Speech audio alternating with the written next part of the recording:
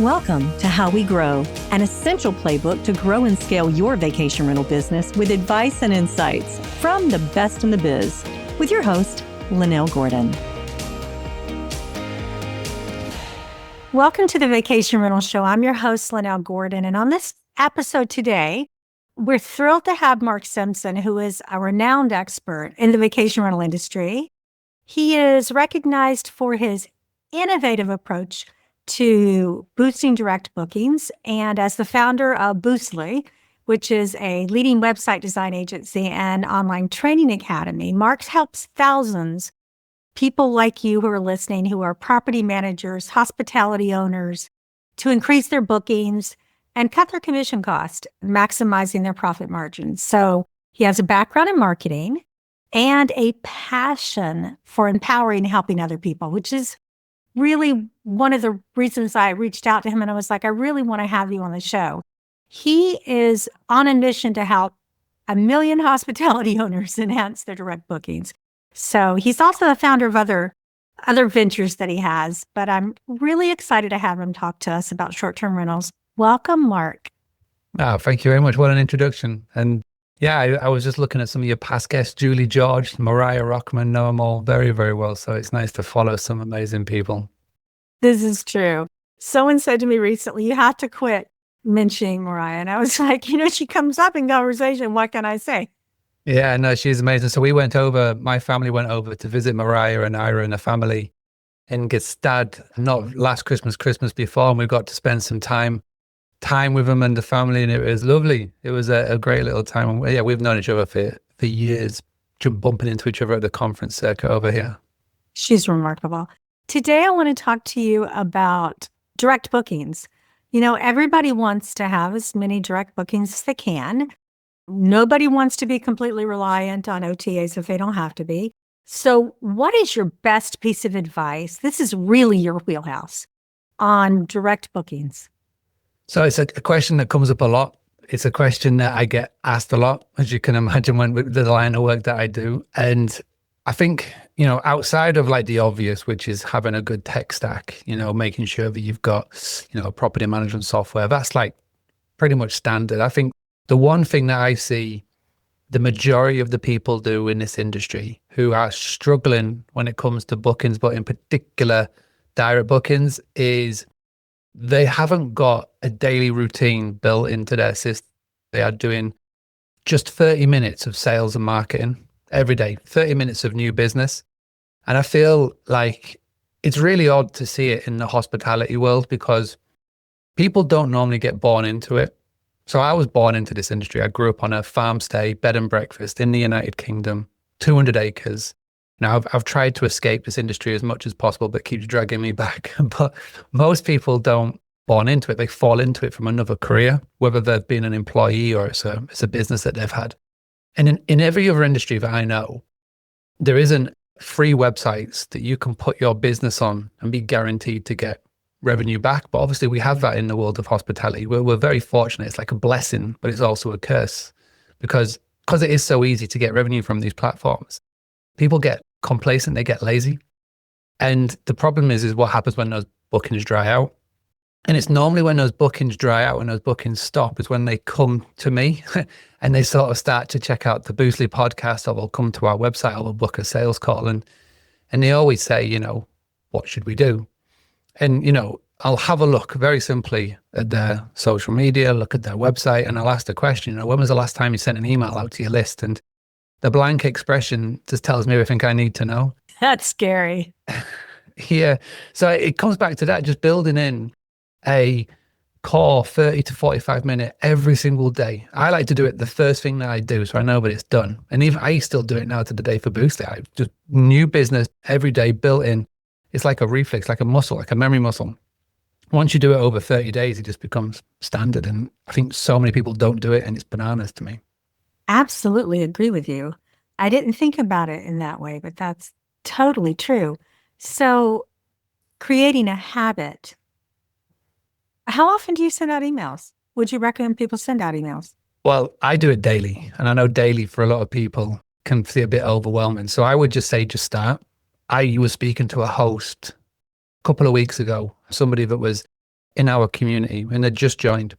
And they are very good at social media. They're very good on TikTok, for example. And they had, I would say about 20 to 30,000 followers. And from that, they've been able to generate on their email list, I think 7,000 emails, but they had never sent an email. So they had good at like the first bit, they were shocking at the other bit. And I said to him, like, did you know that for every dollar you put into email marketing, you get $42 back? Now that's a pretty good return of investment. Would you say that again? Every dollar that you put into email marketing, you get $42 back. So that's 4,200% ROIs, which is pretty good.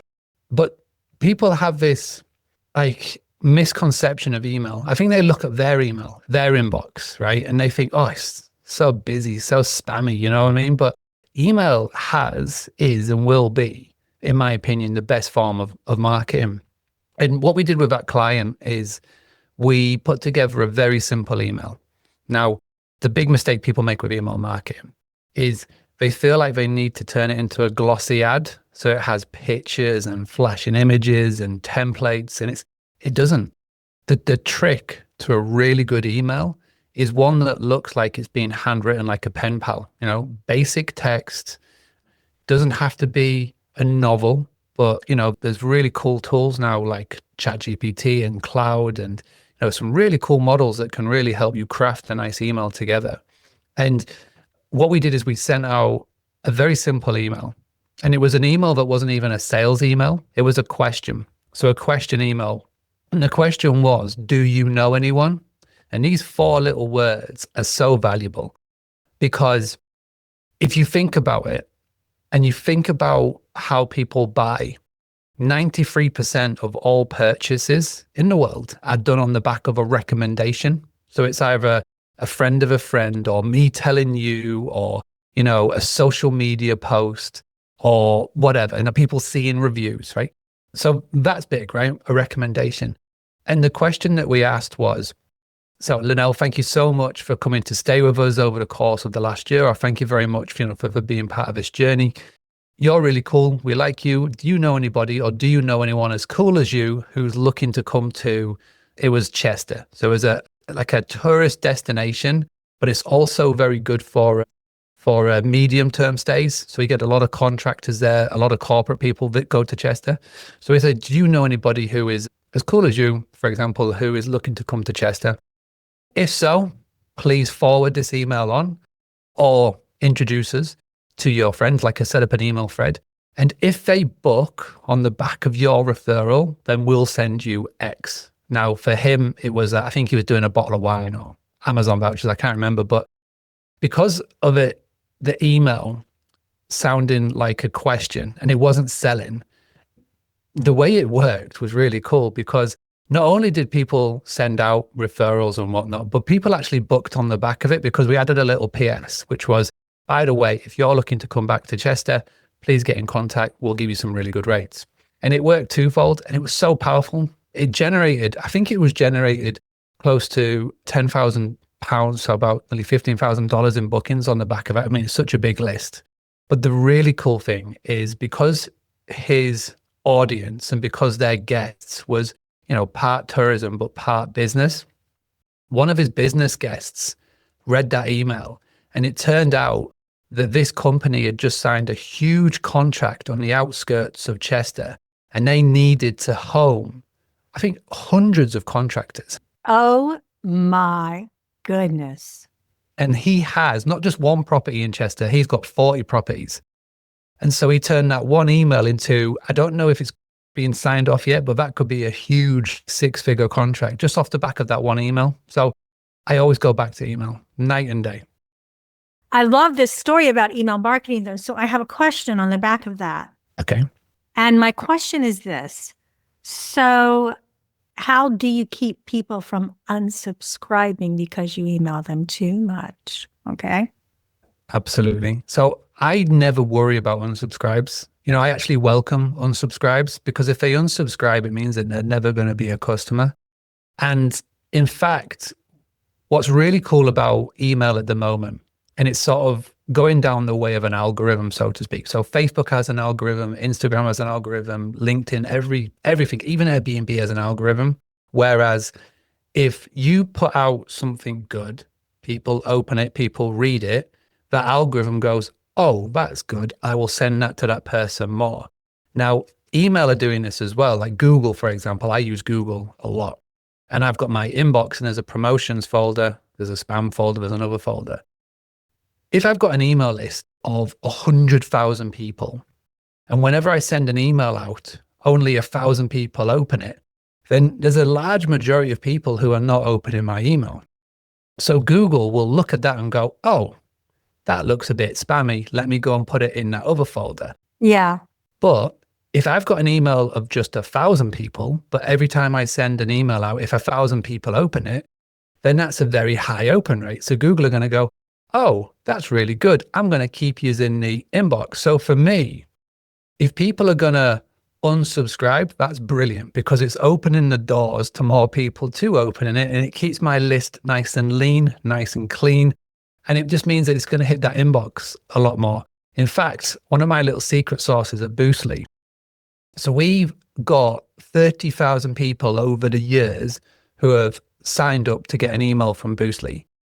And right now we have trimmed that down to 6,000 people. So we've got 6,000 people who are actively open our emails, which means we have got an engagement rate of about 60%, which is really high in the world of emails. And the reason why we're able to get to there is that I've built automations in. So we send out an email, like I say, quite a lot.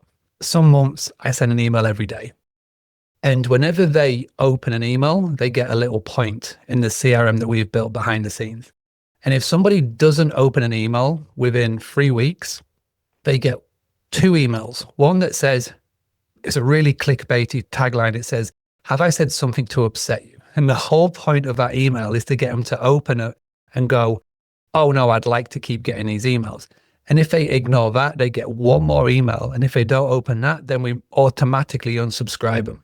And that keeps our list really, really clean because there are people that sign up with, email addresses that they don't check. For example, I've got an Hotmail email account still that I put all my spam in that I never even check. And so obviously that's no good for, for the people sending the emails, but it happens. So I'd much rather keep my email list nice and clean, lean.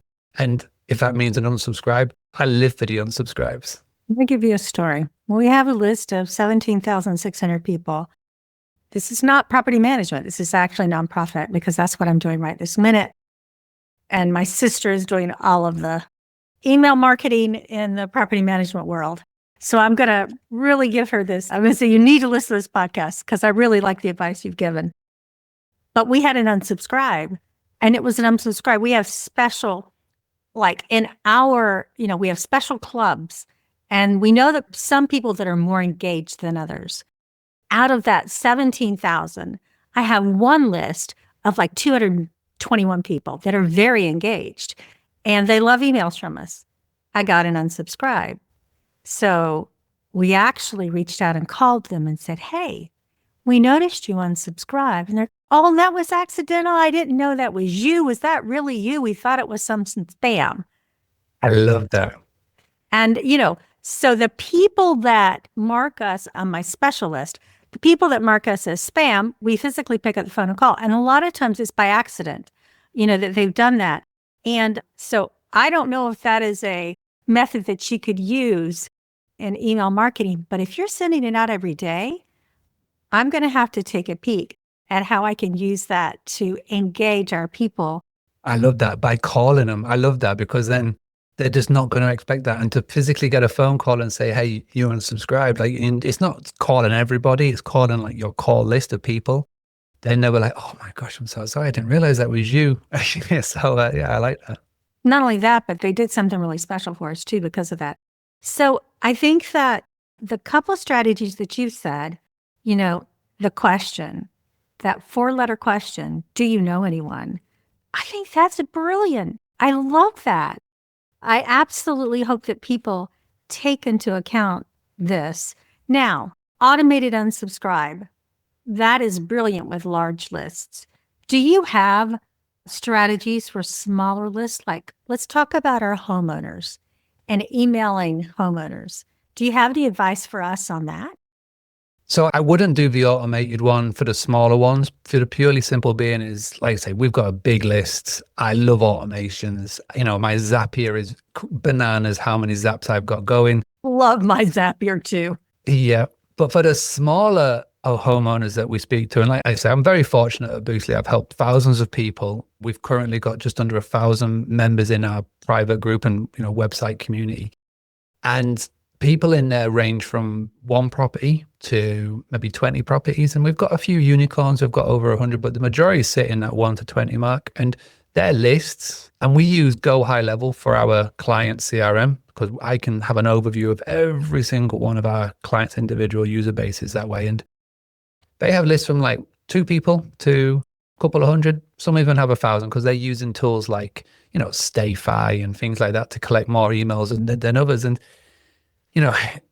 it depends on the business model. If you're a management company, you've got 2 sort of avatars. You've got the guest and you've got the homeowners. And, the advice that I give, and this is really cool. And I say to them, I'm jealous of a small list because when you have a small list, you can actually get even more of a relationship with your subscribers. The phone call examples are prime one. So say you've got 10 people on your email list, right?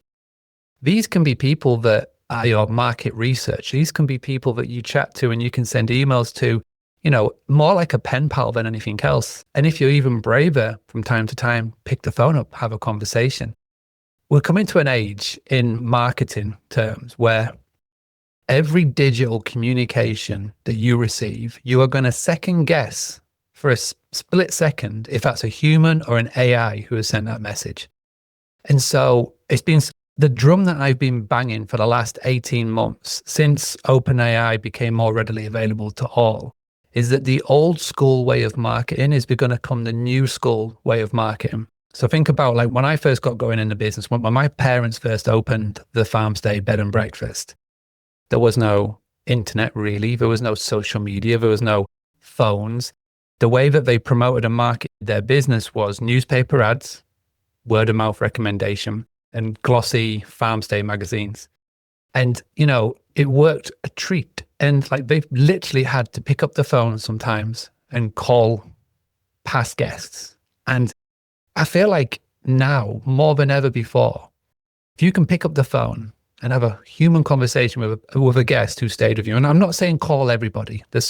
I wrote a book called The Book Direct Playbook, and I put this in the chapter because I thought it was really powerful, is that say you've got 10 homeowners or say you've got 10 guests, right, that have stayed with you in the last 6 months.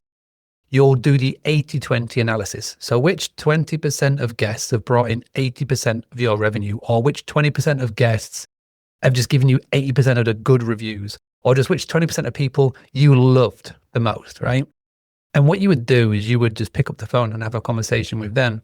And as you're speaking to them, just like the example that you gave, something cool might happen. So it could be a recommendation, or they may do another booking, or they may put you in contact with somebody. If it's a homeowner, they might go, you know what? My friends just bought a couple of properties down by the Gulf Shores. I'm sure you do really well looking after those properties. It's like when everybody is zigging over here because, Gen Z, younger millennials, Gen Alpha, they hate getting on the phone. They do everything by text. I've got a 12-year-old and he texts. He never even picks up the phone and has a conversation. That's true. So if you can do something that is a little bit different, it could have massive results. And the cool thing is it costs nothing, and it's instant. You get instant feedback and results on if it works or not. I'm going to tell a secret about you that maybe people don't know. But Mark has written 6 best-selling books on Booking Direct. And he's not just speaking about something that he learned a day or 2 ago. He's talking about things that he knows from experience. So guys, I implore you to listen to these techniques and to try them out yourself. Tell me about text-based contact with guests. What are your thoughts? So email average open rates range from about 20 to 23%. Depends on, the list, etc. But that's like industry average. Text message open rates is about 90%. And the reason being is that to get rid of a text, you actually have to pick up your phone and open it to get rid of it. And text-based messaging, it's one of those sticky points because there are so many rules and regulations around it. And it's always changing, always evolving. Different countries have different rules on it. And, you've got to be compliant as much as possible. But if you can do it and if you can do it well, like I use ManyChat and that has text-based messaging inside it, which uses Twillo, which is Twillo. Yes. Love Twillo. Fantastic, really good. And then they've got the compliance. If you can get around that by automating it, fantastic. You know what I love to do would be, again, with a smaller list, not ManyChat, WhatsApp. I know it's not as used in the States as it is maybe in Europe and more around the world, but WhatsApp was always a fantastic way of, when I first got Boostly going, how I was able to sort of grow a community was through Facebook groups, which was great, but by getting them off Facebook and into a message-based app was the key to our growth, because again, it's with you every step of the way. You open it up, you see the notification, you want to see what it is. You can do voice notes, you can do video messages, you can call anybody around the world for absolutely free. And yeah, I think, text messaging is fantastic if done well. I think the key to it, short, sharp, sweet, make it look like a personal message. There are tools that you can automate all of this, and, the property management softwares of the world now can integrate to WhatsApp a lot more easier. And, it is a fantastic way of getting in contact with people. I actually really, really like SMS-based messaging for guest communications pre-stay. One of the best examples I've seen of this was there was a guest arriving at a property, and this client had set up not only email pre-stay communication, i.e., here's how you get in the property. When you're traveling, especially if you're flying and a long distance journey, you're not going to be able to check your emails all the time. I don't have any emails on my phone, for example, but I get SMS. And this host had set up not only email comms, but text comms as well. And that was really cool because then the guest on arrival, they haven't got any Wi-Fi signal or anything like that. They're struggling, but they've got the SMS on file. So they go, okay, so this is the door code. Exactly. This is what we need to do when we get in. So it's a multiple benefit of using it. I do love it as much as email. But yeah, it's kind of tricky because depending on the country, depending on when you listen or watch this, there may be new rules and regulations around it. This episode of How We Grow is brought to you by Blue Tent. Blue Tent is proud to offer digital marketing solutions for vacation rental professionals. Expand your visibility to new travelers and book more guests with the team at Blue Tent, featuring direct booking sites, email marketing, digital marketing, channel management, and more. Discover what Blue Tent can do for your short-term rentals at bluetent.com. I have to tell you something you're going to find interesting.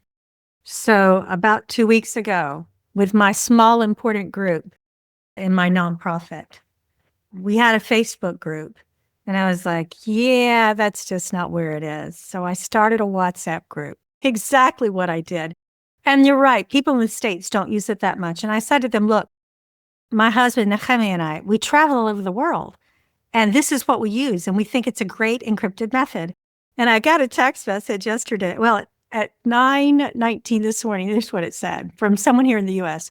They said, wow, it's a full-time job keeping up with everything in this.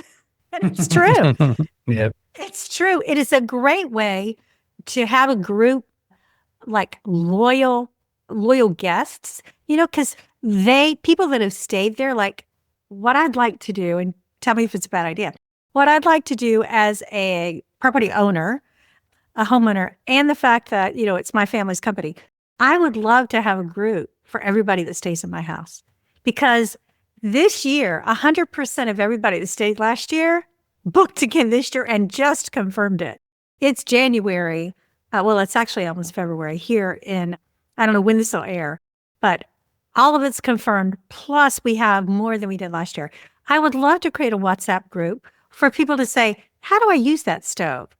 how did you know, where's the Wi-Fi FICO code, guys? Where is that? And have them talk together. Now, there's a danger. Yes. And the danger is someone could be really pissed about something, and that is the group they would complain to. Yes. There's pros and cons. So it's a great idea.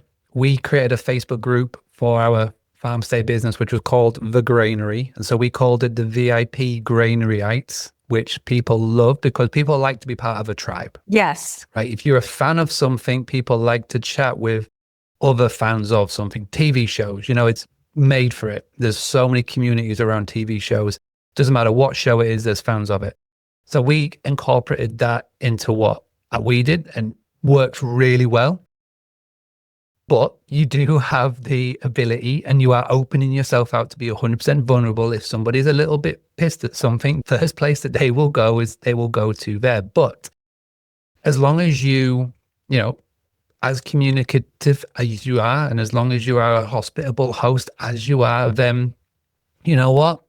Everything can get remedied. Even if it is like a little quick call to say, hey, I saw that, I acknowledge you, I hear you, this is what we're going to do to fix it. Then, everything can get resolved. Doesn't matter what the problem is. But the cool thing about having that group chat or having a Facebook group or a community around one core thing is that you are creating fans, and, people love to share pictures. People love to check in. And that group that we had, it was one of the core reasons why we were able to grow to 80% direct bookings on our little farm. And, having repeat and having referrals was a large part of that. I don't trust properties when I go to stay somewhere, and we travel a lot. When I go to stay somewhere and there are no negative reviews, I have a real concern about that property. How about you? Yeah, well, yeah, 100%. It's, maybe it's just me. I've been in this game a long time. When I go and look at, say, a TripAdvisor or a Trustpilot, I instantly go to the 1 stars. Exactly. That's what I want to know. Yeah, I'm not looking so much to see what the guest had complained about. What I'm looking to do is I'm looking to see how the owner or the company responded and how they dealt with it. Exactly. And it tells a lot, I mean, Boostly's not perfect. We had a bit of a rocky patch last year where we had a bit of a lot of negative attention towards us over something. And, all we did was put the prices up. It was as simple as that. We put the prices up and people, got on board of it. Some people really didn't like it. And there was an onslaught, and there was a lot of fake 1-star reviews that were being left out there. But, you just grin and bear it. You just stay calm. You stay professional. You don't bite. You just respond.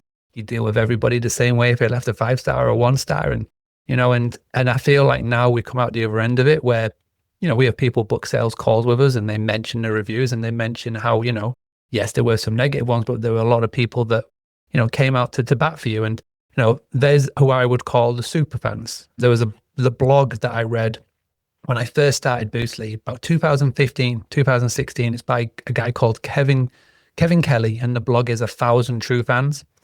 And it talks about, the premise was around bands. And there was a band that he loved, he bought every album, he went to every tour, absolutely adored him. He was a true fan, super fan. And he said that anybody that can build, even a business or an agency or a software solution can build 1,000 true fans. The 1,000 number is like secondary. Even if it's 100 or 10 or whatever the number may be, if you can sort of create that, they will be your marketing, they'll be your sales, they will go to war for you in the Facebook groups and the comments when you need them the most. And you know what? Ever since that day when I read that, I was like, I want to create 1,000 true fans. And I'm very fortunate, but that's what we've done at Boostly. So when you needed them the most, even when you've got that little 1-star review, that little bit of a storm coming, there's people that are backing for you, which is lovely, which is needed. I agree. So guys, if you're out there and you don't have a Facebook page, I mean, probably everybody has a Facebook page, but if you're not paying attention to it and creating groups, that's a missed opportunity. We have like 40,000 actually. We just hit 40,000 fans on our Facebook page. And I do find that people defend us. When someone says something, people will defend us. And there's always going to be someone that says that. Defending yourself is one thing, and we always have to apply as property managers to bad reviews and things like that. But defending yourself like on a Facebook page, usually if you grow it enough and you're doing really well and taking care of your guests, people will defend you. I love that point. I think that's really important. So we've talked about SMS, which is really important, I think, too. I think that if we are not using that for your door codes and for your pre-arrivals, like you say, you're missing an opportunity. Let's talk about how to handle negative replies to your emails. Yes, it happens, especially the type of emails that I send as well. So I send them to be not clickbait as such, but ones that are going to get attention. So I do send out some that definitely cross the line. And, some replies you get back going, wow, that was amazing. Well done. Some replies, I've had, called all sorts, ones that would never be able to get aired on social platforms if I say them. But you know what? I think I'm just tough skinned. I've been in this industry. I've been in this game for a long time. Even though I only look 21, I've been in it for a long time. And I feel hospitality gives you that, that tough skin, and you learn to take nothing personal. At the end of the day, that person that sent that message, they could just be having a real crappy day. Hurt people hurt people. So I heard that phrase before, and it definitely is true. They could have, for whatever reason, just stubbed a toe, or they could have just had an argument with the partner. Sit down, get the email. I just want to let off a bit of storm, and you're that person for whatever reason. And, I just don't take it personal. I just move on to the next one. Maybe that speaks to my persona, maybe that speaks to my personality, but it's hard, But being in this for so long, and especially with like hospitality, when you put everything in, you put your guts, you put your life, you put your soul into like something so minor, something that you look at every day. And then for somebody to turn around and go, oh, that's not very good, or they slate it, if they feel like you're taking a chunk of you out. And I think it's just happened so much to us over the years. I'm just like, it's all right, it's cool. But yeah, I mean, I've always said with reviews, if out of 10 reviews, if one person out of 10 mentions this thing, ignore it. It's just one off. But if 7 people mention this one thing, deal with it, sort it. That means something needs fixing in your business or your processes. 100% agree. That's true. We had a recent example of that where I had people they were registering and they weren't getting their login online. And I saw it happening like almost every other day. And I emailed the administrator who does that, my admin who does that. She's like, oh no, there's not a problem with that. Well, I know there's a problem. So now I have to stop and find that problem. If you are getting the same emails over and over about certain things, that is something please don't ignore. We really do have to deal with that. You have been recognized, Mark, as one of the top influencers in vacation rental industry. What has been the most rewarding aspect of your work in helping property managers succeed? Yeah, it's the funny thing with writing the book is you write the book, you put it out, and you just think it'd be cool if a couple of these sell, at least. And I've been very fortunate. Had over 150,000 copies of the book that I playbook sold in total. I think it's over 200,000. And to the day, like I wrote that, I published it. So I wrote it during lockdown. I wrote it when I had COVID, funny enough. It's amazing how much words you can write down when you're literally locked in a room and you can't move. So 2022 is when I released it. So what's that now? 3 years in. And even today, I get messages in my Instagram, in my DM saying, I'm reading the book, because the book is packed with homework. Literally, I've got one behind me. I had the publisher send me like all these books. I'm doing a big giveaway at the moment. So they're stacked up here so I can sign them. So in the book, it's literally packed with like homework. So it's like, while you're reading this, do this. Like send me a message, say, this is what you're going to do. So one of them, the first thing is like defining who your ideal guest is. Because I feel like one of the big problems as hospitality owners or as business owners, we try and appeal to everybody. And when you appeal to everybody, you appeal to nobody. So it's really essential that you create your avatar, your ideal guest. And the first bit of homework is to message me with who you think your ideal guest is. And bearing in mind, I wrote this book 4 years ago, published it 3 years ago, to get a random DM with no context. And they just go, my ideal guest is this. Sometimes I have to remind myself to go, oh yeah, that's from the book, and not just go, oh yeah, nice one, thank you. Thanks for sending me that random DM on Instagram. But it's cool. And, I spend as much time as my life and my day and my world and my year, I stay in this office. I love to be in my village. I don't like to leave it that much. I created this business because I can spend 99% of my time with my wife and kids. But on the odd occasion, I do go to events. I try and find my 80-20, so which 20% of events can I go that will move 80% of the needle, so to speak. And when I go to those events, it really is when it hits home how much of a an impact on these podcasts, on the posts that I do, or the books that I do have, because you can literally, there's nothing worse than walking in a room and nobody knows who you are and you know nobody. It's really awkward. But I'm very fortunate now I can walk into a room or an event, whether it's in the States, in America, Dubai, wherever, and people know I am. And it's pretty cool. It's nice. It's nice to be known, and it's nice to have a conversation. People coming up to you saying that they've listened or watched or read. So yeah, that's awesome. I'm one of those strange people who can walk in a room and know no one, and it doesn't matter. No one's a stranger to me. That's just me. But my husband is the opposite. He's like you said, you walk and you don't know anybody, and it's awkward. It's very awkward for him, but I understand, and it is nice to be recognized for what you do, and I'm really grateful to be able to do that for our people that are listening so they can get to know you better. Here's something you use consistently, and I want you to talk about it because I've heard it used a lot in business. You use the 80-20 rule. You use the 80-20 rule for a lot of things. Talk to me about the 80-20 rule.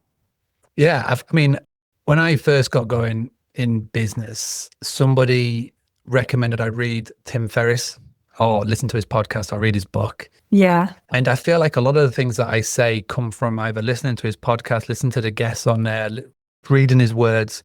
And I definitely picked up from him. It's like the Pareto principle.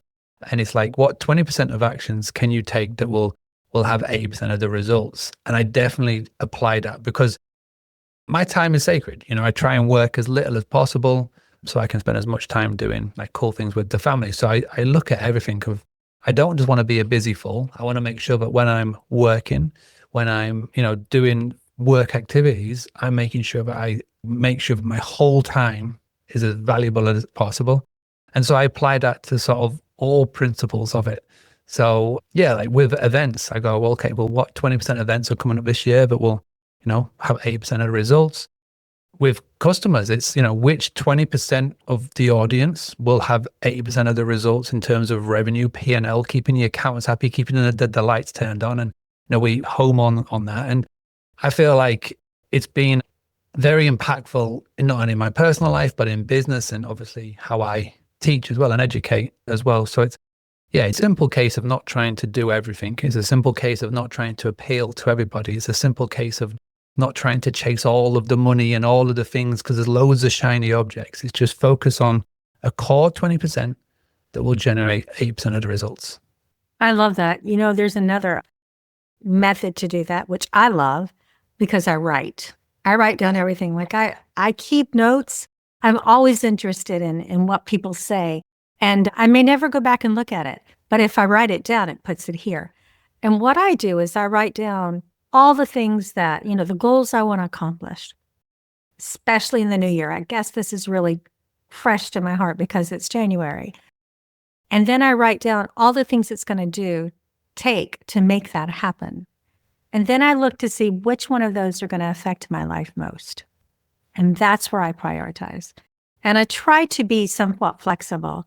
I was working with my husband yesterday morning. We have morning meetings. Every single morning we have Bible study together. And we have a little meeting.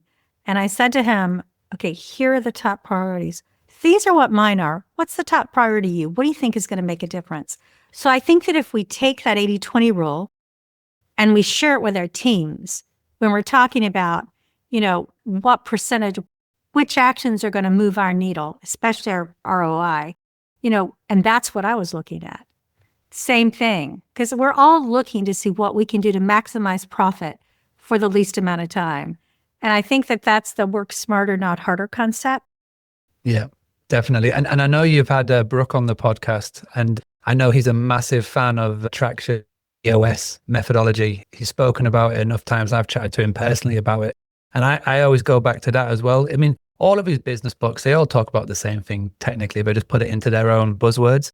And in traction and EOS, they talk about rocks, and it's the same thing. So it's like they talk about you get your big rocks. What rocks can you chip away with over 90 days that will, again, help move the needle? And I find that when I'm talking to the team, because the team at Boostly, it's not just me. We've got 32 members of the team, and mostly based in Pakistan, Philippines, etc. And so we have daily Zoom meetings, and I think I bore them, but I talk about the rocks pretty much every day. So which are the 3 rocks we are knocking down over the course of this quarter? And we're in Q1, so we've got these 3 bigs that we're we're cracking. But it all boils down to the same thing, whether you're doing 80/20 or rocks or EOS or whatever. You better be doing some of that because that actually works. It's the way that you get things done in business. Yeah. I'm going to ask you to put on a hat that looks into the future. And what do you think is going to be the most important thing in the next 3 years in what we're doing in property management? Well, depending on where you are in the world, how the governing bodies of your wherever you live regulate the short-term rental industry will be very impactful in who's around. People, I think it's an overused word, but professionalization just keeps using over and over and over again. Yes, we want this industry to be professional as possible. Yes, we want to make sure it is as fairly regulated as possible. But I feel like outside of that, I feel like this, and it's going to be another buzzword, but AI is truly going to not only change our world, but all worlds in every walk of life and however we do it. And it's already having a small impact now, how you send emails, how you write copy, how you do LinkedIn posts or whatever, you know what I mean? Sure. But the next stage of where we're at with not just AI, because at the moment AI is cool. You know, you can throw something in and it'll make it look nice. The next step will be where you can ask it to do something and it does it. And then the next step after that is that you won't even need to ask it. It will do it for you and it'll tell you it's done it. And that's probably closer than what we can imagine. At the end of this month, there's going to be a big meeting at the White House where all the big LLM companies are going to come together. And I think Sam Altman's going to be doing a presentation to the new president about very specialized workforce agents at a high level. So it's going to become more talked about. It's going to become more mainstream. And before we know it, your phone will be the most powerful human or version of a human that there possibly is. Your Alexas, your laptops, your devices, your toasters will be much more clever than you. And I feel like it will impact everybody. It'll impact how people do their bookings because Airbnb, Booking.com, Vrbo, an AI computer doesn't have a brand favorite. It doesn't care if you're a red logo, blue logo. All it cares about is finding the right property, right location, right match, best price. That's right. And I feel like a combination of those sort of things are gonna disrupt us massively over the next 3 years. I think so too. I agree. I think that matching people to the property in a large scale kind of thing that they're doing is really cool. I know 3 people that are building property management systems, new ones right now. They all are so dependent on AI. And I'm shocked to see the kinds of things that they can do, but I'm very excited. Part of that we're doing at Inhabit, we're building a bunch of that inside there too. So I'm really excited to see the kind of time that we can save. And it's scary to say, they're smart. It's smarter than we are. I mean, some of those algorithms are smarter than we are. It still doesn't speak really good Hebrew, in my opinion. It doesn't translate ancient Hebrew very well. But other than that, it does amazing things. Tell me your favorite guest story for even whether it's growing up or wherever, favorite guest story. So favorite guest story. So I know you had Julie George on. Obviously, she would have mentioned Hospitable Hosts at some point. So the Hospitable Host book was a really cool project. I was very fortunate that Jodie Sterling, who founded Hospitable Hosts, she told me about it right at the very start. She was a coaching client of mine when I used to do one-on-one coaching, and she said, "Hey, the idea for a book." And I said, "Jodie, you go for it. I mean, it's a great idea." And then I didn't realize that 3 or 4 years later, it turned into like 147 authors. But cool thing about that book is that I got to write 3 stories, like for the 3 versions of it. And there's growing up in hospitality, like living it for like 20 years, there's people that came back time and time again. And there was one guest who came back 3 times a year to our little farm stay, bed and breakfast. And they ended up coming to my wedding, to mine and my wife's wedding, because we got to know him so much. Oh, how sweet. And it's like stories like that. I think it just speaks to the lifeblood of what our industry is, which is hospitality. People, there's the cliche saying, you come as strangers and you leave as friends. And that literally is the case with our business. And, I got to meet so many people over the time. And that story always resonates to me. Go and check out that version of Hospitable Host book #1, because I told about how we saved the guest's life in in that story in the first book, and that chapter was crazy reminiscent. But one day I'm going to get my mum and dad to write a book, because the stories they have, we were just together recently this weekend. It was my mum's 70th, and she was talking about stories that I even forgotten, and they're hilarious the way she like remembers these stories of all the things that our guests have gotten up to over the years. Because we had it for about 30 years, I think, at that point. You know, what's really funny is I told my sister, and I think I've said this before on the podcast, but I told my sister a story about a guest. I said, you won't believe what somebody said to me on the podcast last week. I said, here's the story. I said, da-da-da-da-da. She said, oh, no, that was me. I said, no, that was actually him. She said, no, I told you that story. And I said, you know what's interesting? Obviously, that's a common thing that happens with guests, because it is that exact story, but it wasn't someone else. So when you think about the stories that we have, you know, being able to read those, it's very interesting that we can relate. A lot of the same things happen to us in hospitality. So I love the fact that all those stories are put together in a compendium that we can read and relate to. But I'd love to read your parents if they write that story. That would be fabulous. Yeah. Yeah, she hates the attention, but if I could ever get her to write some stories down, it would be a bestseller, definitely. My sister hates attention too. Same kind of thing. Let me ask you this. So if you were going to give property managers one piece of advice, what would it be? I would say that always remember the core reason why we do what we do. It's hospitality. I feel like, especially in the day and age of everybody wants to automate everything, and again, I'm guilty of the Zapier more than anybody, is that we are in the industry of making memories. Like, people come and stay at our places and they have memories on the back of it. They will talk about that. They will remember that vacation, even like a leisure stay, business and leisure stay, or a business stay. They will remember that for a long, long time. And so at the heart, you've got two things that you need to do for every business. You've got to give them a good night's sleep and make sure that you provide as much hospitality as possible. If you can crack that, you're doing better than most. And I feel like as we move into a world where, like I say, everybody wants to have like the passive income, the quick buck, and they fall into this world of short-term rentals because they saw during the COVID years that how, all these amazing stories of people getting all these great, crazy returns. I feel and I've said this on stage many, many times. I went to Dubai last October and I said this there because it's very, very guilty of that. It's like, just remember the core of what this industry is. It is about hospitality. And if you can crack that, then like you say, you're going to be around for a long time. Obviously have the technology, obviously tap into these cool things that everybody's doing, obviously get a really cool PMS and do all of that. But, just remember that at the core of everything that you do is hospitality, and you'll be all right. Mark, I really appreciate you taking the time to come on and talk to people about it, about direct bookings and all the other good advice you've given. I've really enjoyed it. It's been really interesting and fun. Thank you so much. If people want to reach out to you, would you mind if they email you or text you or WhatsApp you or LinkedIn you? How should they reach you?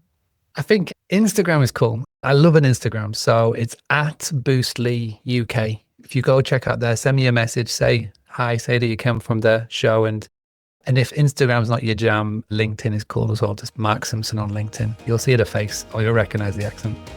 That's for sure. Mark, it's been a pleasure. Thank you again. Thank you. This episode of How We Grow was brought to you by Blue Tent Marketing. To find out more about how Blue Tent Marketing can help grow your vacation rental business, visit bluetent.com. Make sure to search for How We Grow in Apple Podcasts, Spotify, and Google Podcasts, or anywhere else podcasts are found, and hit subscribe so you never miss an episode. On behalf of the team here at Inhabit, thanks for listening.